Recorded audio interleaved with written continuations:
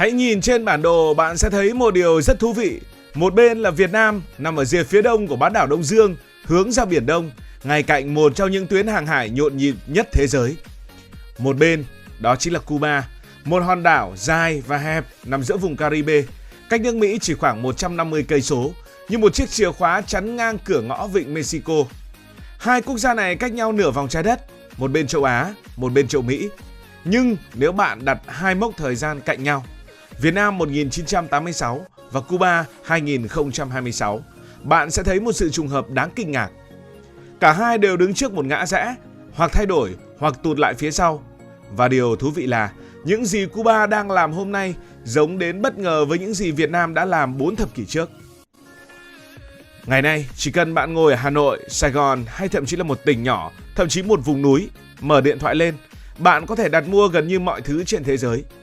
Từ một chiếc iPhone sản xuất tại Trung Quốc, một đôi giày từ Mỹ, mỹ phẩm Hàn Quốc, đồ gia dụng Nhật Bản, cho đến những món hàng như linh kiện máy ảnh từ châu Âu hay đồ sưu tầm từ Mỹ.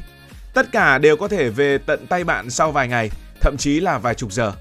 Hệ thống vận chuyển thương mại điện tử và chuỗi cung ứng toàn cầu đã kết nối Việt Nam với thế giới theo cách mà thế hệ trước gần như không thể tin nổi. Nhưng điều quan trọng hơn không phải là Việt Nam mua được gì, mà là Việt Nam bán được gì. Hiện nay Việt Nam là một trong những quốc gia xuất khẩu lớn của thế giới. Bây giờ chúng ta xuất khẩu gấp hàng trăm lần so với thời điểm trước đổi mới. Những mặt hàng made in Việt Nam đã có mặt ở khắp nơi. Quần áo, giày dép xuất hiện trong các trung tâm thương mại ở Mỹ và châu Âu. Điện thoại linh kiện điện tử nằm trong chuỗi cung ứng của những tập đoàn công nghệ lớn. Nhưng ngày xưa thì sao? Quay lại Việt Nam những năm 1980, bạn sẽ thấy một đất nước vừa bước ra khỏi chiến tranh. Đây là mình đọc được và biết được qua lời kể của ông cha.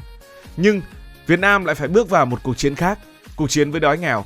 Hệ thống kinh tế lúc đó vận hành theo kiểu kế hoạch hóa tập trung, hàng hóa khan hiếm. Muốn mua gạo, mua thịt, mua vải đều phải có tem phiếu. Người dân xếp hàng dài từ sáng sớm, nhưng đến lượt mình thì có khi hàng đã hết. Lạm phát tăng chóng mặt, đồng tiền mất giá nhanh đến mức người ta không dám giữ tiền lâu. Nhìn từ góc độ địa lý, Việt Nam lúc đó đã có một lợi thế rất lớn và chẳng gì thay đổi được. Đó là vẫn nằm ngay sát các tuyến thương mại quốc tế, có đường bờ biển dài. Nhưng chớ trêu là nền kinh tế gần như lại đóng kín, không tận dụng được vị trí này. Nó giống như chúng ta mở một quán ăn ngay bên mặt phố đông người, mặt tiền rất đẹp, rất xịn, nhưng lại đóng cửa không cho khách vào. Và rồi năm 1986, Việt Nam buộc phải đưa ra một quyết định mang tính sống còn: đổi mới. Nhà nước bắt đầu linh hoạt, cho phép kinh tế tư nhân hoạt động, mở cửa với thế giới, thu hút đầu tư nước ngoài. Những thứ trước đây bị coi là nhạy cảm, giờ trở thành động lực phát triển. Người nông dân được quyền tự quyết trên mảnh ruộng của mình, doanh nghiệp được quyền sản xuất và bán hàng theo nhu cầu thị trường. Từ góc độ địa lý, đây là lúc Việt Nam bắt đầu thức tỉnh. Tuyến Biển Đông, nơi mỗi năm có hàng chục nghìn tàu hàng đi qua, bắt đầu được tận dụng. Các cảng biển như Hải Phòng, Sài Gòn và sau này là những cảng khác dần trở thành cửa ngõ giao thương. Việt Nam từ một nền kinh tế khép kín bắt đầu trở thành mắt xích quan trọng trong chuỗi thương mại toàn cầu. Bây giờ quay sang Cuba. Nếu bạn xem bản đồ Cuba một lần nữa thật kỹ, bạn sẽ thấy đây không chỉ là một hòn đảo bình thường, mà là một vị trí có thể gọi là đắc địa bậc nhất ở Tây bán cầu. Cuba nằm ngay giữa vùng Caribe, như một dải đất dài và hẹp vắt ngang cửa ngõ vịnh Mexico. Phía bắc của Cuba chính là nước Mỹ, cụ thể là bang Florida, chỉ cách nhau khoảng 150 cây số. Phía tây là Mexico, một nền kinh tế lớn của khu vực Mỹ Latin. Còn phía đông và phía nam là hàng loạt các quốc gia Caribe, tạo thành một mạng lưới giao thương và du lịch cực kỳ sôi động. Nhưng điều quan trọng nhất không chỉ là việc Cuba gần ai, mà là Cuba nằm trên đúng các tuyến hàng hải chiến lược. Đây là khu vực mà tàu thuyền từ Đại Tây Dương muốn ra vào vịnh Mexico, nơi có các cảng lớn của Mỹ như là Houston, New Orleans, gần như đều phải đi qua. Ngược lại, hàng hóa từ Mỹ và vùng Caribe muốn ra Đại Tây Dương cũng phải lướt qua khu vực này. Không chỉ vậy, Cuba còn nằm gần tuyến đường nối với kênh đào Panama, một trong những huyết mạch thương mại quan trọng nhất thế giới, nơi hàng hóa từ châu Á đi sang bờ đông của nước Mỹ và châu Âu.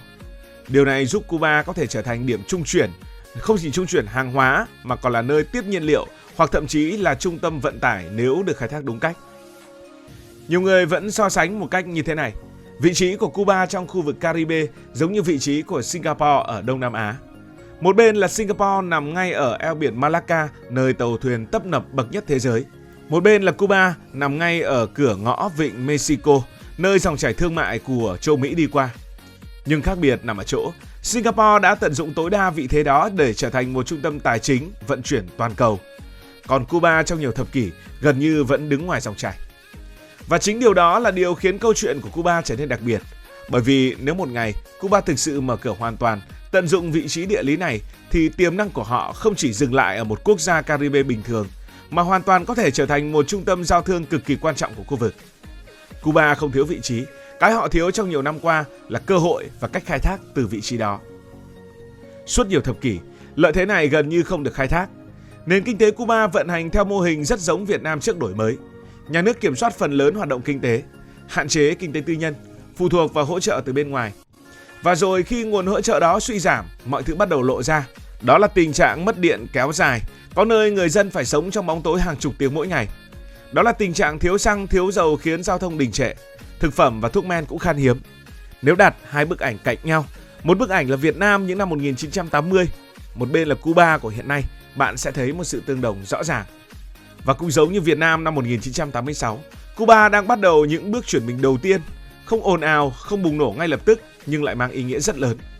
Nếu nhìn kỹ bạn sẽ thấy Cuba đang làm đúng cái điều mà Việt Nam đã từng làm, nới lỏng dần, thử nghiệm dần, mở cửa từng bước, nhưng đủ để tạo sự thay đổi trong đời sống thực tế. Trước đây, nền kinh tế Cuba gần như được kiểm soát chặt chẽ bởi nhà nước, mọi hoạt động sản xuất, kinh doanh đều nằm trong một khuôn khổ rất hẹp. Nhưng gần đây, một cánh cửa bắt đầu được lộ mở. Người dân Cuba giờ đây đã được phép thành lập và vận hành doanh nghiệp tư nhân. Nghe thì có vẻ cũng bình thường thôi bởi vì chúng ta đang ở Việt Nam, nhưng trong bối cảnh Cuba, đây là một thay đổi mang tính bước ngoặt. Những quán ăn nhỏ, quán cà phê, cửa hàng dịch vụ, tiệm sửa chữa có cơ hội xuất hiện trên đường phố Havana và các thành phố ven biển. Nói theo kiểu Việt Nam ngày xưa thì nền kinh tế Cuba đang chuyển từ trạng thái nói nhỏ, làm lén sang nói to và làm thật. Điều này rất giống Việt Nam sau đổi mới, khi những gánh hàng, cửa hàng nhỏ, xưởng sản xuất tư nhân bắt đầu mọc lên ở khắp nơi, tạo ra một sức sống hoàn toàn mới cho nền kinh tế. Nhưng Cuba hiểu rằng chỉ có kinh tế tư nhân trong nước là chưa đủ.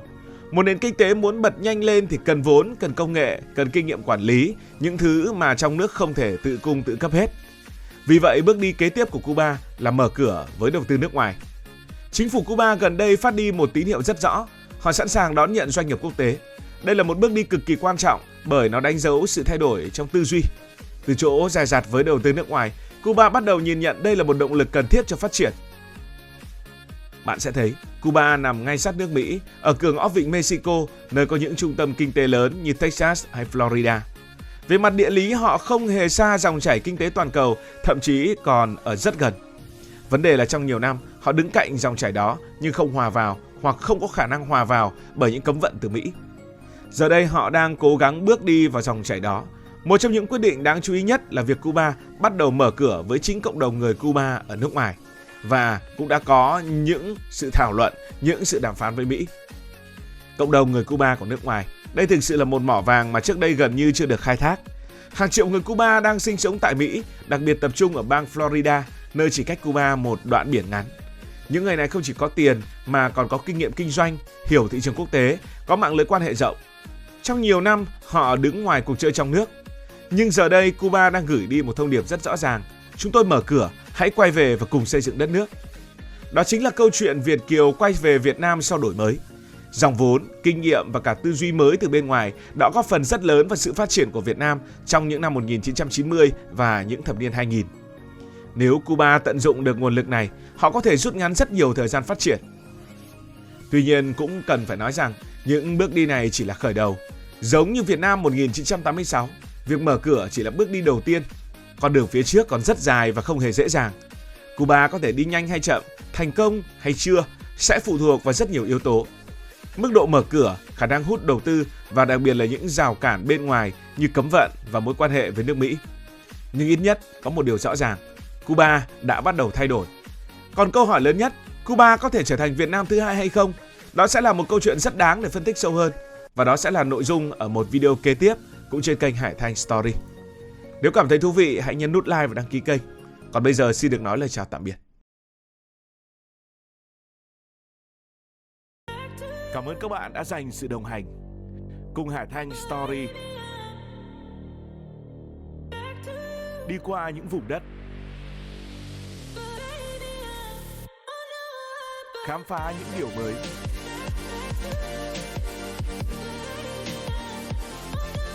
Đừng ngần ngại hãy để lại những góp ý và xin được hẹn gặp lại.